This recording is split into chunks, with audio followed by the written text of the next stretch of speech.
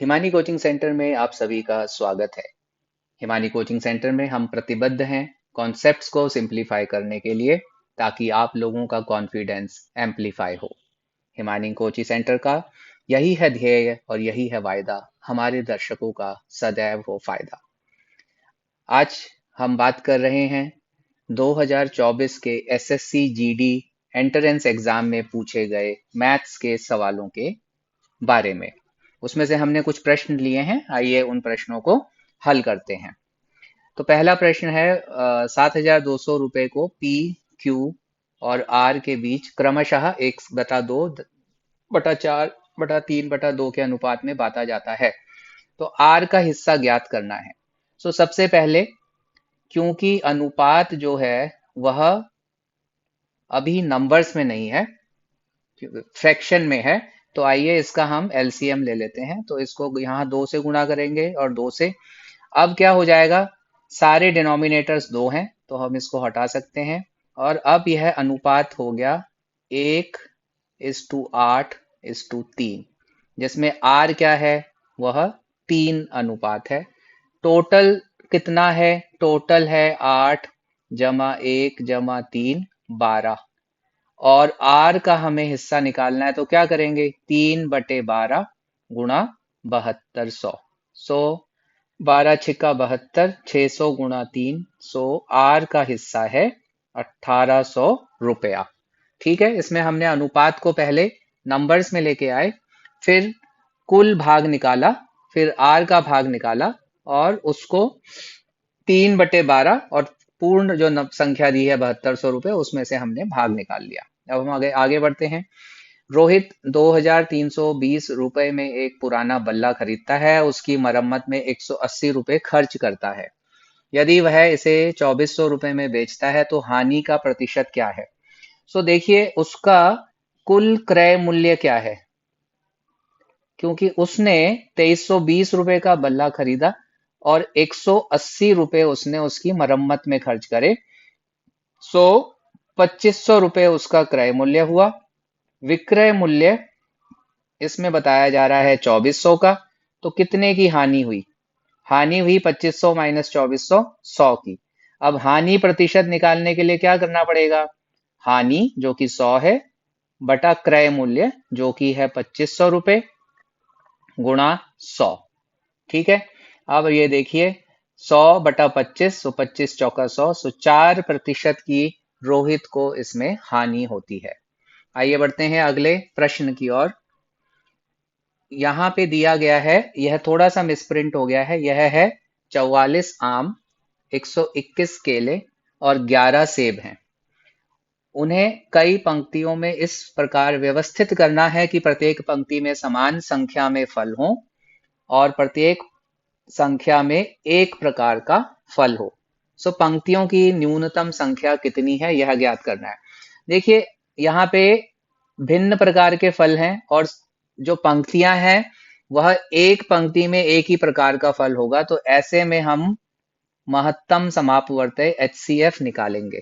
सो 44 और 121 और 11 का महत्तम समापवर्तय 11 ही होगा। देखिए, 44 को आप लिख सकते हैं 4×11, 121 है 11×11 और 11 तो 11 है ही, तो महत्तम समापवर्तय हो गया 11। अब हमें 44 आम रखने के लिए अगर मैं 11-11 फलों की एक पंक्ति बना रहा हूं तो कितनी पंक्तियां लगेंगी, 44/11, 4 पंक्तियां लग गई आम के लिए। 121/11, 11 पंक्तियां लग गई केले के फल के लिए। और 11/11 एक पंक्ति हो गई सेब की। सो न्यूनतम संख्या पंक्तियों की हो जाएगी, इन सबको हम ऐड कर देंगे और आंसर आ जाएगा 16।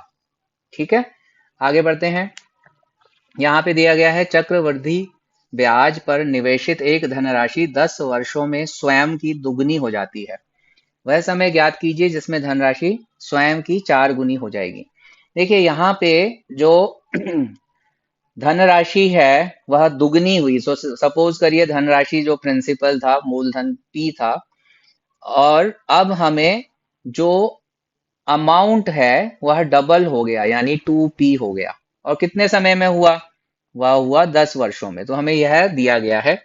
अब इसको अगर हम फॉर्मूले में लगाएंगे तो वो फॉर्मूला क्या है, ए जो है इक्वल होता है पी गुणा 1 plus R by 100 to the power N. Okay, यहाँ पे ए कितना है, 2p, और प्रिंसिपल p ही है मूलधन, और यहाँ हो गया 1 प्लस आर बटा 100, और इस पे हमें लगा दिया 10 वाई, क्योंकि ये 10 वर्षों में दुगनी हो गई। तो अब समझिए, इसको अगर आप हटा देते हैं तो ये हो गया 2 गुना हो गई 10 साल में। प्रश्न है कि यह स्वयं की 4 गुनी कब होगी। तो उसके लिए आप क्या करिए, 2 को 4 बनाने के लिए हमें क्या करना पड़ेगा, इसका स्क्वायर करना पड़ेगा। सो अगर आप इसको स्क्वायर करेंगे सो ये हो जाएगा 4 गुना, और यहाँ पे हम क्या रूल यूज कर रहे हैं कि a की पावर m उसके पावर n, वो हो जाता है a की पावर m गुणा n। सो यह बन जाएगा 1 जमा आर बटा 100, 20। सो जो आंसर है इसका वह होगा 20 वर्ष में यह राशि स्वयं की 4 गुनी हो जाएगी। अब अगले प्रश्न में बढ़ते हैं। यह है, एक विद्यार्थी ने एक परीक्षा में 75% अंक प्राप्त किए, उससे 60% अंक प्राप्त करने वाले दूसरे विद्यार्थी के अंक से 30 अधिक अंक प्राप्त हुए। परीक्षा के अधिकतम अंक कितने हैं। सो अच्छा, अब हम ये मान लेते हैं कि जी अधिकतम अंक जो थे वह 100 थे। तो ये जो विद्यार्थी है इसने पाए 75%, यानी उसको 75 मार्क्स मिले, और जो दूसरा विद्यार्थी है जिसको मैं दूसरा लिख देता हूं उसे मिले 60। तो अब इन दोनों में अंतर कितना हुआ, 15 नंबर का। सो जब अंतर 15 नंबर का था, अधिकतम अंक कितने हैं, 100। तो यदि अंतर 30 अंक का है तो हमें यह अधिकतम अंक निकालने हैं। तो हमें क्या करना है, 100 बटा x बराबर 15 बटे 30। सो आइए इसे करते हैं, 100 बटा x बराबर 15 बटे 30, 15 एकम 15, 15 दूनी 30, यहाँ 2 गया, यहाँ x गया, x हो गया 200। सो अधिकतम अंक जो थे वह 200 हैं। अब हम आते हैं इस प्रश्न में जहां मान ज्ञात करने को कहा गया है। यहां हमें ध्यान यह रखना है कि हमको मैथ्स का जो रूल है बॉड मास, पहले ब्रैकेट को सॉल्व करें, फिर ऑफ जिसको हिंदी में का बोलते हैं, फिर डिवीजन भाग, मल्टीप्लिकेशन गुणा, एडिशन जमा, सब्ट्रैक्शन जो है घटा। सो सबसे पहले जब हम ब्रैकेट देखते हैं तो सबसे अंदर के ब्रैकेट को, सबसे छोटे ब्रैकेट को सबसे पहले सॉल्व करना है, और उस ब्रैकेट के अंदर भी हमें यही रूल को फॉलो करना है। तो यहाँ यदि आप देखेंगे तो सबसे छोटा ब्रैकेट ये है, जहां पे मैंने सेलेक्ट कर लिया। यहाँ पे अंदर में देखिए गुणा भी है, भाग भी है और जमा भी है। तो ब्रैकेट तो हमने देख लिया, अब हमें क्या करना है, सबसे पहले हमें भाग करना है। तो इसमें आइए इसको करते हैं। तो ये हो गया 175 गुणा, अब 72 को 24 से भाग किया तो आएगा 3, ठीक है, और फिर आया जमा। अभी भी हमारा छोटा ब्रैकेट सॉल्व नहीं हुआ है, और उसके बाद जब यह और सॉल्व करेंगे, अब क्या होगा, अब एक जमा है एक गुणा है, तो पहले गुणा होनी है। सो आइए गुणा करते हैं 175 को 3 से। सो 3 पंजा 15, 3 सत्ता 21 और 1 22, 3 एकम 3 और 2 5। अब हमारा अंदर का ब्रैकेट पूरी तरह से सॉल्व हो गया, और उसको हमें गुणा करना है 20 से। सो आइए अब हम उसको गुणा कर देते हैं 20 से। ये हो गया हमारा ऊपर का ब्रैकेट, और पूरा ये डिवाइड हो रहा है 2 से। नाउ 525 जमा 5, यहाँ पे हमें यह भी ध्यान रखना है कि हमें 525 में 5 जमा करना है, जो बन जाएगा 530। अब यह हो गया 2 ढाई 20, 530 गुणा 10, और हमारा आंसर हो गया 5300। अब हम पढ़ते हैं अपने अगले प्रश्न की ओर। इसमें दिया गया है किसी वस्तु का विक्रय मूल्य 5175 रुपए है, उस पर 25% की छूट दी गई है, तो वस्तु का अंकित मूल्य कितना है। ठीक है, तो ऐसा मान लेते हैं कि अंकित मूल्य 100 रुपए है और छूट कितनी है, छूट प्रतिशत 25। तो छूट भी 25 ही होगी क्योंकि 100 का 25% तो 25 ही होगा। तो विक्रय मूल्य कितना हो जाएगा, विक्रय मूल्य हो जाएगा 100 घटा 25, 75 रुपए। अब प्रश्न में हमें दिया गया है कि वस्तु का विक्रय मूल्य है 5175 रुपए। सो यह डाल लीजिए। छूट तो अभी भी 25% की है। तो अब हमें निकालना है x। तो हम क्या करेंगे, 100 बटा एक्स बराबर किसके है, 75 बटा 5175।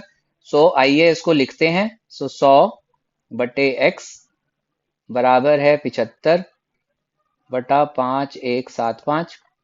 तो x जाएगा इधर और यहाँ 100। सो ये हो जाएगा 5175 गुणा 100 बटे 75, जो कि हो गया वस्तु का अंकित मूल्य। सो अब ये देखिए 25 तिया 75, 25 चौका 100 और इसको देखिए ये हो जाएगा 3 एकम 3, 3 सत्ता 21, 3 दूनी 6 और 3 पंजे 15। अब 1725 को हमें गुणा करना है 4 से। 4 पंजा 20, 4 दूनी 8 और 2 10, 4 सत्ते 28 और 1 29, 4 एकम 4 और 2 6। सो वस्तु का अंकित मूल्य 6900 रुपये रहेगा। पढ़ते हैं अगले प्रश्न की ओर। यह फिर से वही बॉड मास वाला रूल आ गया है। तो यहाँ पे देखिए 3 ब्रैकेट दिए गए हैं, तो पहले तीनों ब्रैकेट को सॉल्व करते हैं। सो पहला ब्रैकेट अगर आप सॉल्व करेंगे तो 33 जमा 7 बन गया 40 और गुणा किससे हो रहा है, 44 डिवाइडेड बाय 2 से, जो कि बन जाएगा 22 और फिर गुणा हो रहा है 5 गुणा 5 से, जो कि हो गया 25। अब देखिए 25 और 40 को अगर आप गुणा करेंगे, क्योंकि 25 चौका 100 होता है, 100 और एक 0 और इधर हो गया 22। सो इसका उत्तर हो गया 22,000 रुपए। ओके। अब आते हैं हम, यदि m इज टू n 9/6 है तो m plus n is to m minus n का मान कितना है। तो देखिए ये हम इसको इस तरह से लिख लेते हैं, m बटे n है 9/6। तो इसमें हम कॉम्पोनेंडो डिविडेंडो करेंगे। तो क्या हो जाएगा, हम क्या करेंगे, m जमा n बटे m घटा n और दूसरी साइड में भी हमें सेम करना है। सो 9 जमा 6 बटा 9 घटा 6। सो 9 जमा 6 हुआ 15 और 9 घटा 6 हुआ 3, 3 एकम 3, 3 पंजे 15। सो इस का मान होगा 5:1। ठीक है, बढ़ते हैं अगले प्रश्न पर। यहाँ दिया गया है किसी धनराशि पर 40 वर्षों में प्राप्त साधारण ब्याज उस धनराशि का 2/5 है। तो मान लीजिए मूलधन P है, तो यहाँ प्रश्न के हिसाब से I जो है वह है 2/5P साधारण ब्याज। ठीक है, और समय हमें दिया गया है 40 वर्ष। अब हमें वार्षिक ब्याज निकालना है। तो क्या करिएगा, सो फॉर्मूला क्या है, I जो होता है किसके बराबर होता है, मूलधन गुणा दर गुणा समय बटा 100। निकालना है हमें क्या, R। तो R निकालने के लिए हम क्या करेंगे, I गुणा 100 बटे P गुणा T। सो आइए इसे करते हैं। सो I है 2/5 P गुणा 100 बटे में P गुणा 40। सो P से P कट गया, 5 से यहाँ पे हो गया 20, 2 से यहाँ पे हो गया 20, 20/20। सो जो दर है वह है 1% की। ठीक है, आगे बढ़ते हैं। A और B दोनों 5,000 रुपए प्रति घड़ी की दर से अपनी घड़ियां बेचते हैं।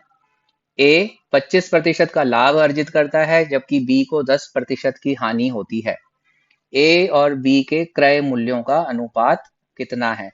सो देखिए क्रय मूल्य का फॉर्मूला क्या है, क्रय मूल्य यदि हमें लाभ दिया गया है तो वह होता है 100/100 जमा प्रतिशत लाभ गुणा विक्रय मूल्य। और यदि हानि होती है तो क्रय मूल्य होता है 100/100 घटा हानि प्रतिशत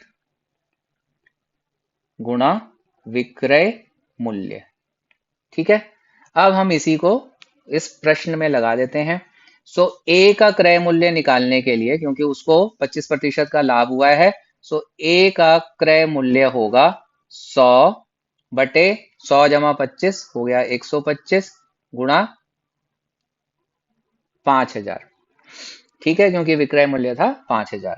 अब 25 के पहाड़े में 5 बार में गया 125, 25 दूना 50, 200 और यहाँ हो गया 40। सो ए का जो कॉस्ट प्राइस या क्रय मूल्य है वह हुआ 4000 रुपये। आइए अब बी का क्रय मूल्य देखते हैं। सो बी का क्रय मूल्य होगा 100/100 घटा 10 जो हो गया 90 और गुणा 5000।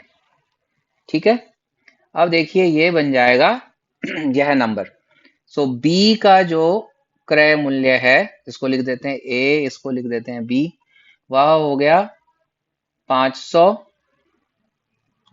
50,000/9। हमें पूछा गया है ए और बी के क्रय मूल्यों का अनुपात। तो आइए अनुपात निकाल लेते हैं। सो 4000 इज टू 50,000/9। क्योंकि इसके नीचे 1 है तो इसको बराबर करने के लिए गुणा 9 कर देते हैं। तो अब यह हम 9 और 9 को काट सकते हैं। सो उत्तर आ गया 36,000 इज टू 50,000। ये 3 0 कट जाएंगे और अब आप देखिए ये 2 से भाग हो सकता है। सो 18 इज टू 25 इसका उत्तर होगा। ठीक है, सो इस प्रश्न के साथ हम अपने वीडियो के अंत की ओर आ गए हैं। यदि आप यह वीडियो पहली बार देख रहे हैं तो चैनल को सब्सक्राइब कीजिए, बेल बटन को प्रेस कीजिए और आप सभी से गुजारिश है कि वीडियो को अपने अधिक से अधिक मित्रों के साथ शेयर कीजिए। हम प्रतिबद्ध हैं ढेरों सारे वीडियो बनाने के लिए जिसमें हम हर प्रकार के प्रश्नों को हल करेंगे ताकि आप लोगों की सहायता हो सके आपके सपने को साकार करने में। वीडियो देखिए, दोबारा देखिए, समझिए कॉन्सेप्ट्स को और प्रश्नों को हल कीजिए अपनी अन्य पुस्तकों द्वारा और अपने सपने को साकार करने के लिए सतत प्रयत्नशील रहें, हमसे जुड़े रहें। आपकी मंगल कामना की इच्छा रखते हुए यह वीडियो को हम अभी समाप्त करते हैं। धन्यवाद।